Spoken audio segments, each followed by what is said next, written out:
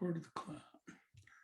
All right, so welcome everybody to the first Tuesday Tech Talk of 2022. That's a lot of alliteration right there. I'm glad I did my vocal warm-ups ahead of time. So let me share my screen. Today we're going to be discussing word clouds, just a fun little kind of side thing, nothing real tool specific, just a couple of different ways to build and create word clouds for your classes. And there's, I'm Clint Stevens. We've established that, I think. Glad we have somebody new on board. Glad to have you along. But why word clouds? Why use them? I just like them. I'm going to say the last one first. I think they just look cool, and I like being able to put them in and use them in different presentations and stuff like that. But there really are some good uses for them. It's if you're looking at a giant bit of text or a passage and you're trying to get what the main ideas are, things like that. At a glance, it's kind of hard to just do that. So generating a word cloud from passages like that, it's a great way to visualize, analyze text, get a preview of what's to come. And there are some good ways to use it for pre-reading, post-reading, post-assignment reviews, and more. There's an article link there that I'll put the link to when we get to the resources section later on. But I just want to kind of jump in. And if you haven't seen one before, I would just like to create one quickly and show you kind of how easy it can be. We're going to use an online polling tool called Mentimeter. So 3 ways to, what I want to do is I'm going to ask the question, what's your favorite teacher tech tool? So, Canvas or Google Classroom or whatever you want to say. So 3 ways to submit. You can use that link that I will drop into the chat that you can just click on. But Jeremy's the only one in there, so he can click on it. Oh no, there's other people in there. Sorry, he's got a whole room full of folks in there. But if you don't want to use that link, you can point your phone camera at the QR code there on your screen, and should be a little notification drop down or a little button appear, and that'll take you right to the voting page. You'll see the question at the top, and then there'll be 10 slots. You don't have to fill out all 10.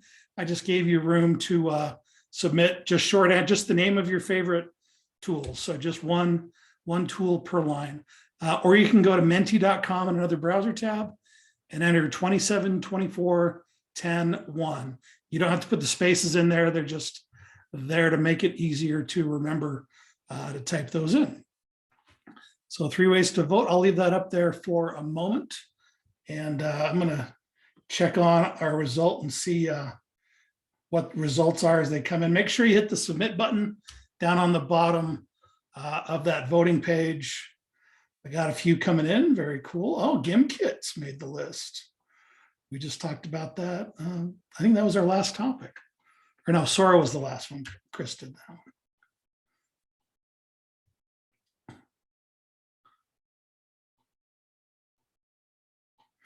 And so let me switch here.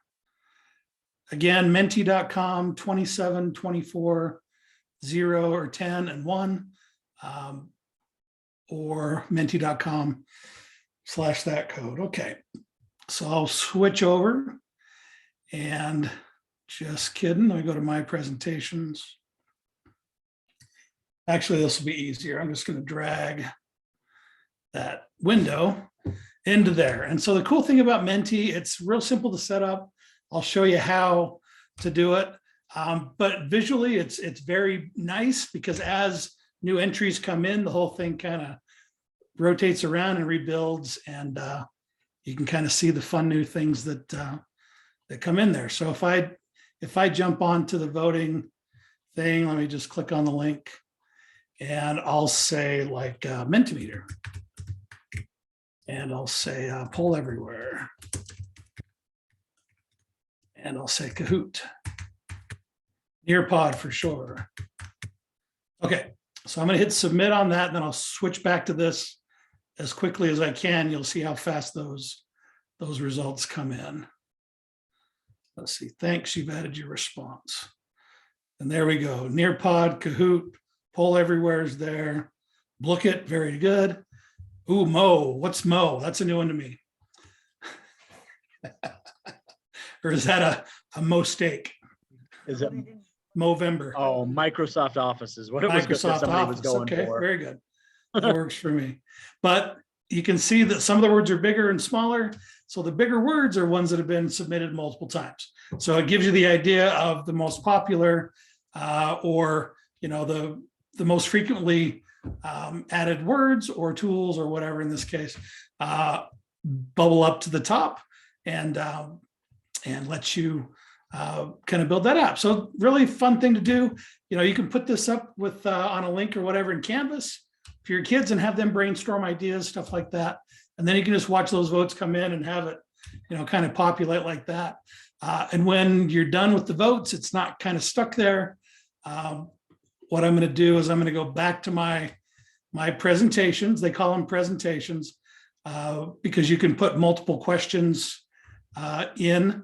But for a free account, you can have up to 2 questions per presentation, but you can do as many, you can have unlimited presentations.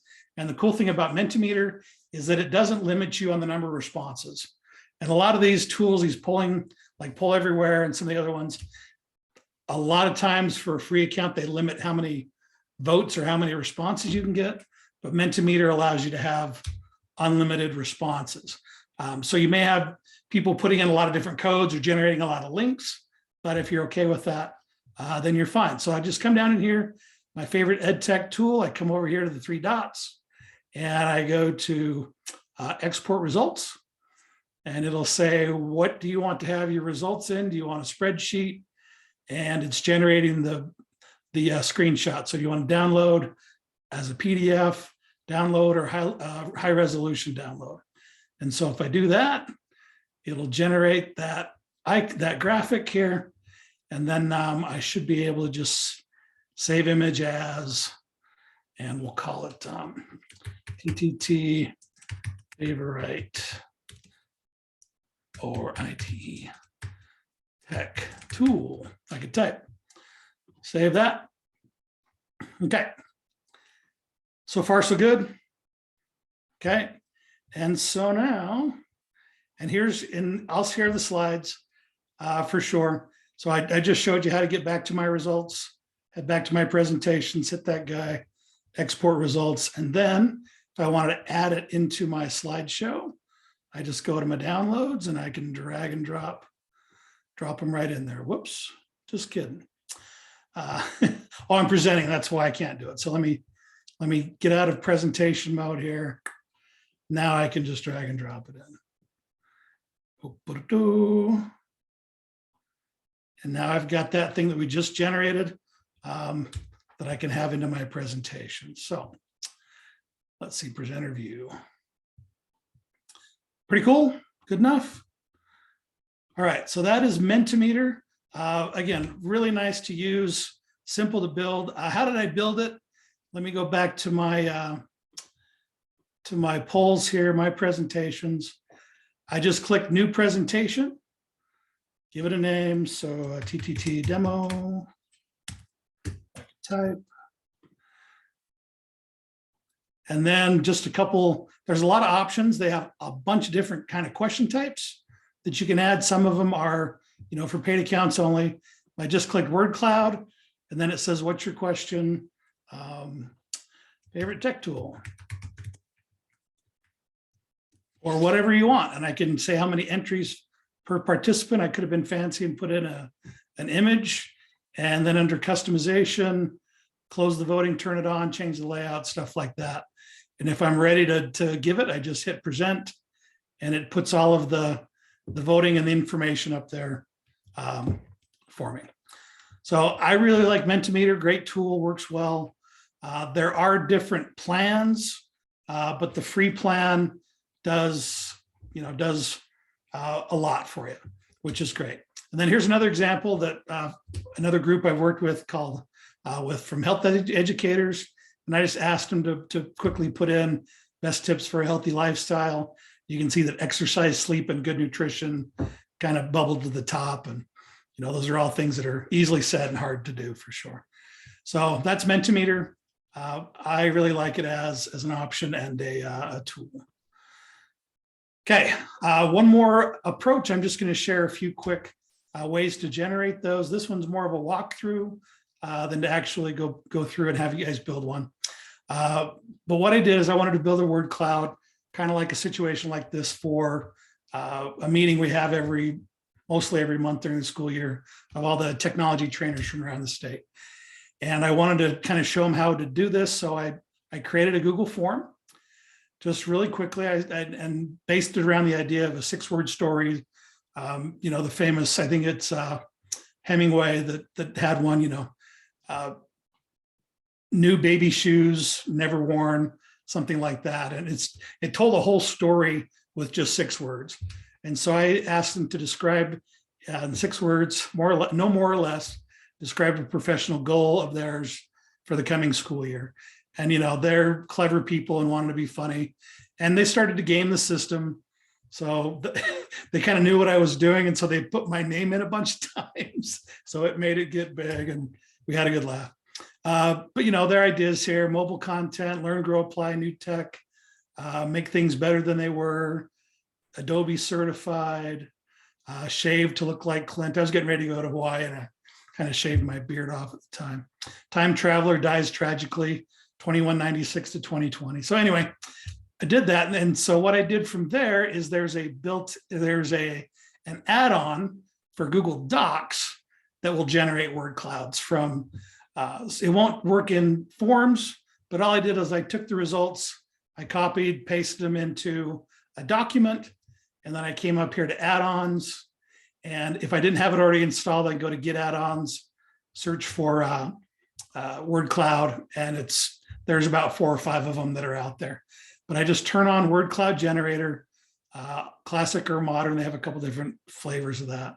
And it opens up a little sidebar and it generates a word cloud. I think I like the modern one better. Let's see, add on word cloud generator, the modern one. Here we go. And so what it does is it analyzes all the words in that document and then creates a word cloud based off of that. And then from there, I can download it, append a large or small version of it right in the document. So this is with a click of a button, I clicked append large. So let me put the cursor down here and I'll say append large. And you can see that, bang, it puts in that word cloud for me. And from here, I can copy and paste it, put it into presentation, or that's what it looks like in Google Slides. So kind of a little hacky workaround where I knew the add-on would work in docs. So I built a form, pasted into the doc, and then grabbed the word cloud from there. But it works super fast. It's free. It will always be free. And so it's just a fun example from there. And so the links that I used for that, let me drop that in the chat. So we've got it, and so that it's in the chat record for that. And we're drawn close on time. Oh, somebody's entering the room. Let me add them in. So from there, any comments, questions so far? We doing okay? Thumbs up, Jeremy. Okay, thanks for having your camera on. And so then there's one more way. I just found it today as I was doing my research and building this presentation. ABCya, it's a collection of games for littles and stuff like that. But they have a word cloud generator /game that is really simple. It's cute. It's fun. I can just use this with my littles. Just point them at a website or put it in Google Classroom or whatever like that, and then I can enter in words. Jeremy, and click create. And so now it just generates a quick little cute word cloud there, and I can change around, customize it a little bit. I don't know if I can download it from here, maybe menu, save, there we go, or print. Yep. And like I said, I just found it today. I thought it was a nice, simple approach. There's lots of ways to build word clouds, but I just thought I'd share a few of them with you today. And so that is, I'll drop that link into the chat as well. Those who would like to pursue that one. All right. So that's about it. Just a fun little thing to do, a little add-on, just ways to enhance what you're teaching. Let me drop the links for these two. There's an article there on how to turn that toy into a tool, word cloud generator into a tool, and then the steps from Mentimeter on how to create a word cloud. So I know my demonstration was blazingly fast, so that's an actual step-by-step with images and stuff like that on how to create a word cloud in Mentimeter. I believe that's it. Any questions? I will stop my share. And if you guys have any questions or comments on word clouds or anything else that's going on, happy to have you guys turn on your mics or drop them into the chat, and I will answer as best I can. Hey, Clint, I was just going to say, I use this like as a brainstorm at the beginning of class, and I ask kids like in all 8 of my classes what their favorite TV series or shows nice. are. And it was So pretty many ways to interesting use it. because after they got 200 answers, man, they were interested in what the ones in the middle were, because they were looking for new shows and, Right. and new series and stuff. So it was pretty cool. Yeah, there's lots of ways to use it. Great. Any other comments or questions? Hey, I'm just going to send an email or one for credit for Myers for Stoney. I'll just That's send fine. his thing on there for mine. So Okay. Okay. Just fill it out twice. I think you can fill it out twice. Okay. If not, I'll let you know. Yeah, I'll if email not, you and send you his just stuff. email the link on to him. I'll put it in the chat. Okay, perfect. Let me drop that in there right now, actually. So I'm gonna go through my, if there are no other questions, I'll go through my weekly promotional kind of stuff here. Let me share my screen again. Share. So next week, we're going to go further with Google Tools, talk about some good opportunities out there to level up your Google tool and your skills and things like that. And then how to do a Utah Ed Chat. We've talked a lot about it and talked about the topics, and they're every Wednesday night at 9 p.m. And I know it's a hard time. It's hard for me to jump in at that time, but some great conversations there. But it's not the easiest thing in the world to follow along with questions and answers flying around on Twitter. So we'll show you how to do that next, or at the end of the month. And speaking of Utah Ed Chat, our very own Chris Hott with her UELMA hat, that's the Utah State Library Association's Library Media Board. She is going to host a talk on digital citizenship in the TikTok generation. That'll be tomorrow at 9 p.m. on Twitter. And you can learn more how to do that there. Basically, you just follow that hashtag, and if you want to chime in. If not, you can just sit back and enjoy the conversation. Our EdTech courses are starting up on Thursday. I know a bunch of people from Millard are involved in those. If you still want to sign up for some of those, classroom integration of educational technology, that's one of the core courses for the endorsement, 12 weeks long. That starts Thursday. And then we've got 2 Canvas courses going at the start of the semester. So these 2, elementary engagement and enhancing your Canvas skills, those start on Thursday as well.